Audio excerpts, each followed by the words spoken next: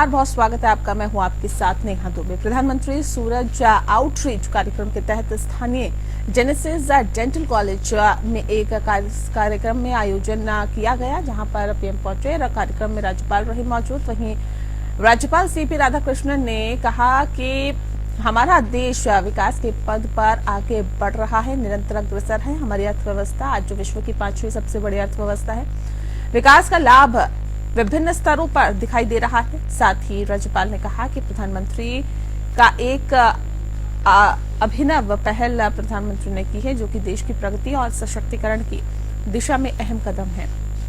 आय सृजन गतिविधियां जो है उसके लिए ऑनलाइन आवेदन की सुविधा देता है और राज्य में 500 से अधिक लाभार्थी इस योजना के अंतर्गत हैं। ये पहला चुनौतीपूर्ण परिस्थितियों में सेवा करने वाले फ्रंट लाइन कार्यकर्ताओं के स्वास्थ्य और सुरक्षा की दिशा में अहम है। आज बेघर के लिए प्रधानमंत्री आवास योजना संचालित है। सबको नल के माध्यम से स्वच्छ पेयजल सुलभ हो, इसके लिए जल जीवन मिशन योजना संचालित है। इसी प्रकार आयुष्मान भारत योजना सहित अन्य लाभकारी योजनाएं संचालित हैं।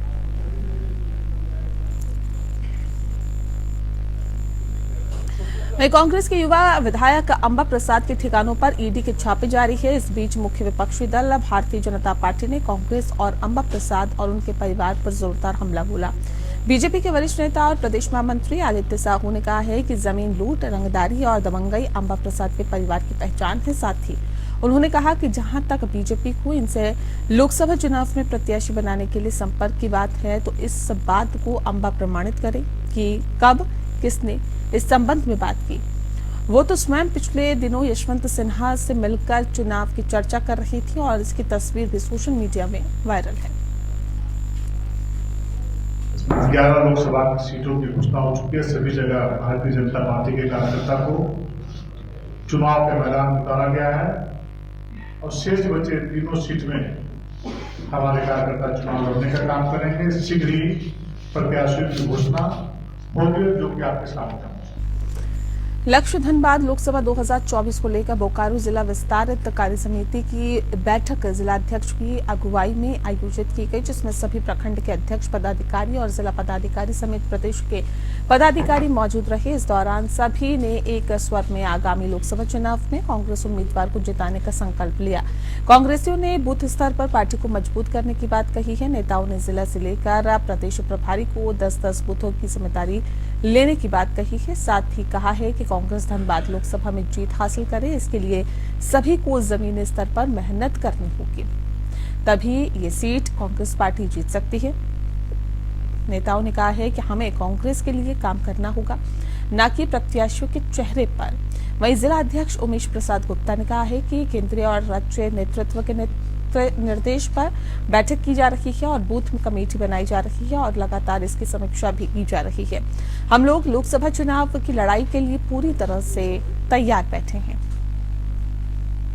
इस 2024 के लक्ष्य को जीत हासिल करने के लिए शपथ ली है और आगे भी जो भी हमारे प्रदेश से और केंद्रीय नेतृत्व आदरणीय राष्ट्रीय अध्यक्ष मल्लिकार्जुन खड़गे जी का जो निर्देश होगा, उसको हम लोग मजबूती से और ईमानदारी से अपने कर्तव्य को पालन करेंगे और ये लोकसभा चुनाव हम जीत रहे हैं। हम तैयार हैं लड़ने के लिए और प्रदेश में जो भी हमारा गठबंधन के साथी हैं और हमारा जहां भी कांग्रेस का सीट है वो हम जीत रहे हैं।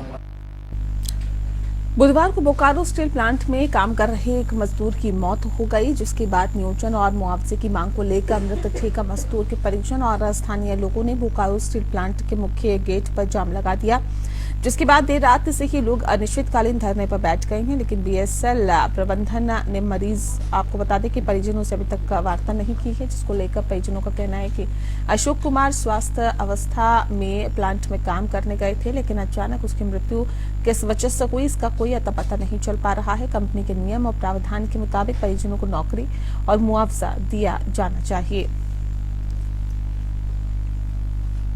एक्चुअली 13 तारीख को सुबह भैया आए थे यहाँ पे, दैनिक जो डेली आते हैं अपना काम करने आए थे और इसी दरमियान हमें 12:30 बजे इन्फॉर्मेशन मिला कि उनका देहांत हो चुका है और इसका एक्चुअल हमें इन्फॉर्मेशन 3 बजे के आसपास ही पूरी तरह से जानकारी मिल पाई। उसके बाद धीरे धीरे हम लोग इकट्ठा हुए और यहाँ हम लोग मुआवजा और नियोजन के लिए यहाँ पे हम लोग इकट्ठा और हुए धरना पे बैठे हुए हैं।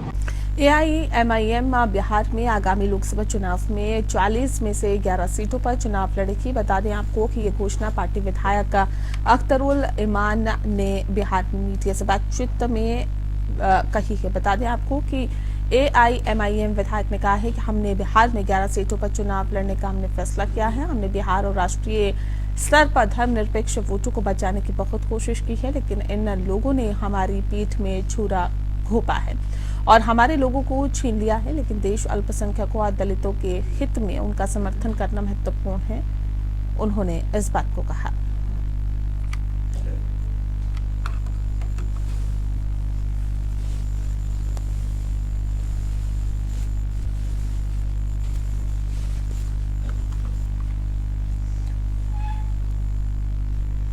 वहीं अररिया में आगामी लोकसभा चुनाव को लेकर शहर में CISF जवानों ने फ्लैग मार्च निकाला, जिसमें स्थानीय पुलिस बल की भी मौजूदगी नजर आ रही है। वहीं CAA कानून की घोषणा के बाद सीमांचल के सभी जिलों में पुलिस को अलर्ट मोड में रहने को कहा गया है। अररिया SP अमित रंजन ने बताया है कि मुख्यालय की तरफ से जो एडवाइजरी आई है उसको फॉलो किया जा रहा है। वहीं हमसे CAA को लेकर सभी SHO के साथ बैठक हमने की है, जिसमें संवेदनशील स्थानों पर विशेष नजर रखने के निर्देश दिए गए। सेंट्रल गवर्नमेंट के द्वारा कल CAA का नोटिफिकेशन जारी किया गया है, तो उसके तहत जो भी एडवाइजरी आई है मुख्यालय के द्वारा हम लोग उसको फॉलो कर रहे हैं। विभिन्न SHOs के साथ हम लोग ने मीटिंग भी की है और सभी जो संवेदनशील स्थल है उसमें सतर्क रहने और विजिलेंट रहने को बोला गया है। और जो भी जगह पे प्रोटेस्ट वगैरह होगा तो उसके उपलक्ष्य में हम लोग डिप्लॉयमेंट करेंगे और जो भी संवेदनशील स्थल है उसमें हम लोग लगातार मॉनिटरिंग कर रहे हैं। पालघर के सोमटा घाटलपाड़ा में दिल दहला देने वाली घटना सामने आई है, जहां पर जमीन विवाद के चलते बेटे ने अपने चचेरे भाई की मदद से अपने पिता की धारदार हथियार से वार कर हत्या कर दी। मृतक का 65 साल का बताया जा रहा है, जिसके बाद आरोपी बेटे रामदास कृष्णा डोंगरकर ने किसी को शक न हो इसके लिए खुद जाकर कासा पुलिस स्टेशन में शिकायत दर्ज कराई। लेकिन पुलिस जांच में पुलिस को आरोपी पर शक हुआ और गहन पूछताछ के बाद लड़के ने अपना अपराध भी कबूल कर लिया। इस मामले में बेटे रामदास डोंगरकर के साथ उसके चचेरे भाई विलास डोंगरकर को कासा पुलिस ने गिरफ्तार कर लिया है। बता दें आपको कि ये पूरा मामला जो है वो पालघर का बताया जा रहा है। पालघर के सोमटा घाटलपाड़ा में दिल दहला देने वाली घटना सामने आई है, जहां पर जमीन विवाद के चलते बेटे ने अपने चचेरे भाई की मदद से अपने पिता की धारदार हथियार से हत्या कर दी। मृतक 65 साल का था और जिसके बाद आरोपी बेटे रामदास कृष्णा डोंगरकर ने किसी को शक ना हो इसके लिए खुद जाकर कासा पुलिस स्टेशन में शिकायत दर्ज कराई। लेकिन पुलिस जांच में पुलिस ने जब गहनता से जांच की तो लड़के ने अपना अपराध कबूल कर लिया। इस मामले में बेटे रामदास डोंगरकर ने के साथ ही उसके चचेरे भाई विलास डोंगरकर का को कासा पुलिस ने गिरफ्तार कर लिया है और इस पूरे मामले की तफ्तीश की जा रही है।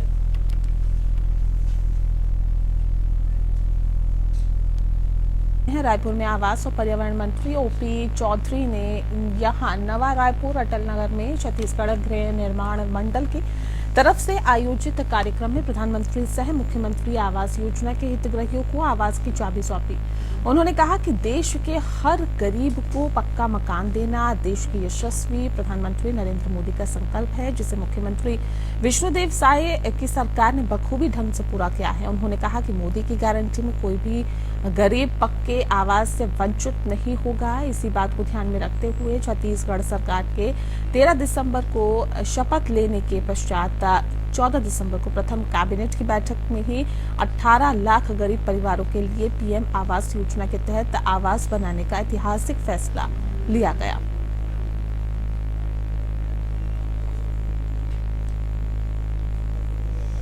छत्तीसगढ़ प्रदेश के गृह विभाग संभाल रहे उप मुख्यमंत्री और राजनांदगांव जिले के प्रभारी मंत्री विजय शर्मा आज राजनांदगांव जिले पहुंचे। बता दें आपको कि यहां पर उन्होंने स्थानीय बीजेपी कार्यालय में भारतीय जनता पार्टी के कार्यकर्ताओं की बैठक ली। वहीं कलेक्ट्रेट कार्यालय में प्रशासनिक योजनाओं की समीक्षा बैठक की।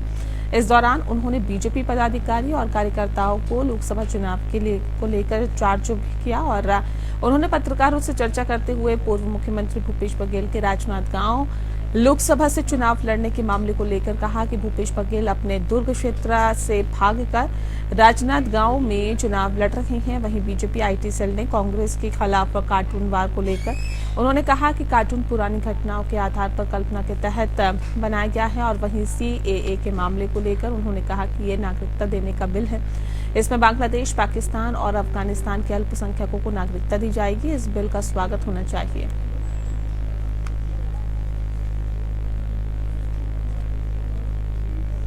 लोकसभा चुनाव के मद्देनजर अधिसूचना 1-2 दिन में जारी हो सकती है, लेकिन अभी तक कांग्रेस की 5 सीटों का फैसला नहीं हो पाया।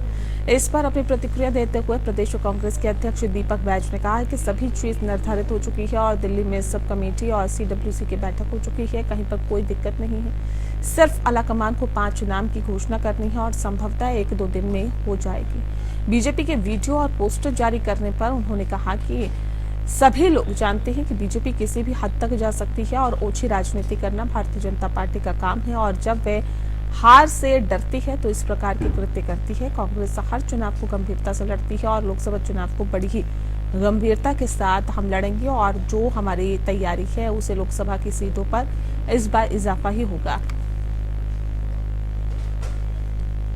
से चर्चा हुई है और संभवतः बहुत जल्दी 5 सीटों का भी लिस्ट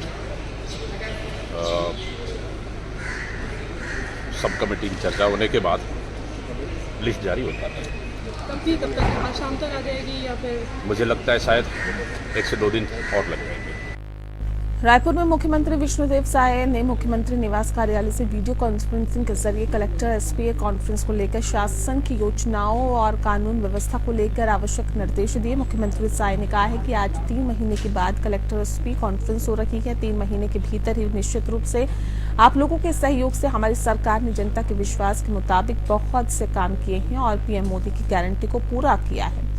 हमें और भी अच्छा काम करने की जरूरत है। जनता ने हमें विश्वास से बैठाया है, हमें जनता के विश्वास के मुताबिक और अच्छा काम करना है। मोदी की गारंटी में विश्वास करके छत्तीसगढ़ की जनता ने हमको सरकार में बैठाया है।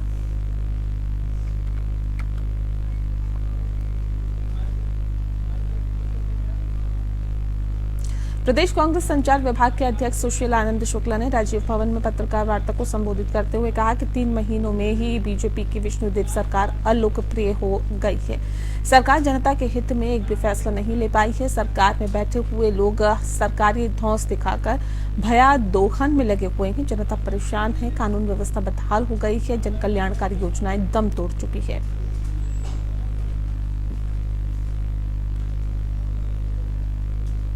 वहीं लोकसभा चुनाव के सभी 11 प्रत्याशियों की घोषणा कर बीजेपी पहले ही कांग्रेस से बढ़त बना चुकी है। बीजेपी ने लोकसभा की दृष्टि से छत्तीसगढ़ को क्लस्टर में बांटकर उनके प्रभारी की नियुक्ति की है और साथ ही लोकसभा चुनाव की दृष्टि से विभिन्न समिति का गठन कर उनका काम विभाजन किया है।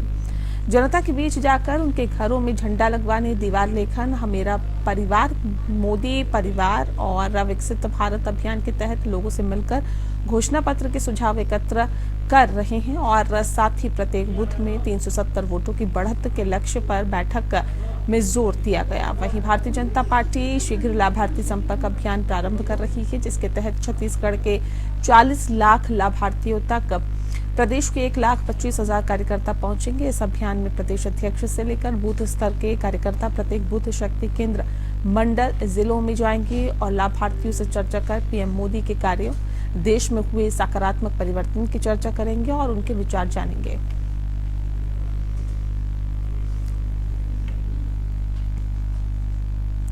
पंडरी स्थित मिनी माता के स्मारक में जाकर मिनी माता को याद किया और साथ ही उनके समाज हित में किए गए कामों को याद करते हुए श्रद्धांजलि दी गई। छत्तीसगढ़ में नारी शिक्षा और सशक्तिकरण के अलख जगाने की मिनी माता को नमन किया गया। समाज में छुआछूत, गरीबी, अशिक्षा और पिछड़ापन दूर करने के लिए मिनी माता ने अपना संपूर्ण जीवन समर्पित कर दिया। मिनी माता को छत्तीसगढ़ की सियासत में खास रुतबा उनका रहा है। मिनी माता का जन्म 15 मार्च 1916 को हुआ था। मिनी माता भारतीय राष्ट्रीय कांग्रेस पार्टी की सीनियर लीडर थी और मिनी माता के बारे में कहा जाता है कि देश के पहले प्रधानमंत्री पंडित जवाहरलाल नेहरू भी मिनी माता को सम्मान करते थे। मिनी माता का वास्तविक नाम मीनाक्षी देवी था, लेकिन उनकी ख्याति मिनी माता के नाम से हुई।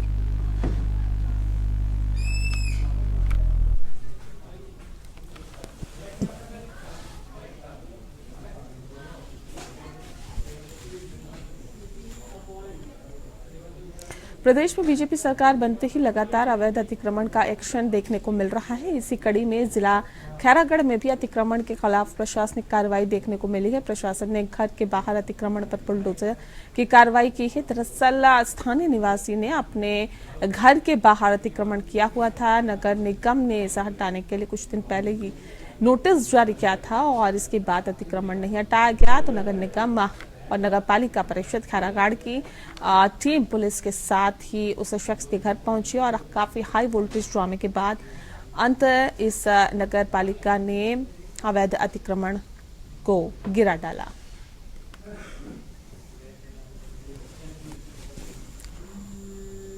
और चलिए इसी के साथ फिलहाल इस बुलेटिन में इतना ही। नमस्कार।